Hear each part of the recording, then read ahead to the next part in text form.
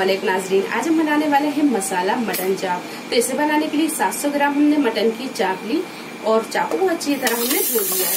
तो स्पून अदरक का पेस्ट, 1 टीस्पून लहसुन का पेस्ट, 1 टीस्पून हल्दी पाउडर, हाफ टी स्पून गरम मसाला पाउडर, 1 टीस्पून नमक। गिलास डालेंगे हम इसमें पानी, अच्छी तरह से मिक्स करेंगे। अब इसका हम ढक्कन लगाएंगे और मीडियम टू हाई फ्लेम पर 3 से 4 सीटी लगा लेंगे। मटन की चापों को आप इतना गला लें कि जब हम इसे फ्राई करें तो ये टूटे ना, तो आप इसमें हल्की सी कसर बाकी रहने दें। तो इसका हम ढक्कन लगा देंगे। चाप अच्छी तरह गल गई है। अब हम गैस को चालू करेंगे और इसमें जितना पानी है इसे हम सुखा लेंगे। तो गैस की फ्लेम को हमें आप फुल पर रखेंगे और इसे थोड़ी थोड़ी देर में चलाते हुए इसका पानी हम सुखा लेंगे। तो ये चाप का पानी अच्छी तरह सूख गया है। अगर आपकी चाप ज्यादा गल जाती हो और इसमें पानी रहता है तो पानी को फिर हटा दें और चाप को निकाल कर और मसाले में डाल दें। तो चाप का पानी अच्छी तरह सूख गया है। अब इसे हम मसाले में डालेंगे। चलिए तो चाप का मसाला तैयार कर लेते हैं। मसाला तैयार करने के लिए एक बड़े से बाउल में हम डालेंगे 2 टेबल स्पून के करीब सरसों का ऑयल।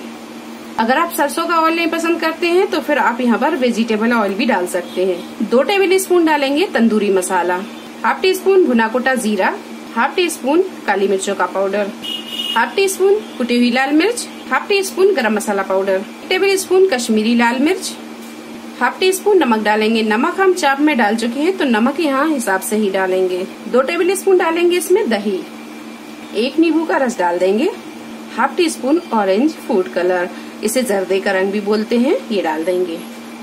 ये सारी चीजों को अच्छी तरह मिक्स कर लेंगे। अच्छी तरह मिक्स करने के बाद में अब इसमें हम डालेंगे चाप।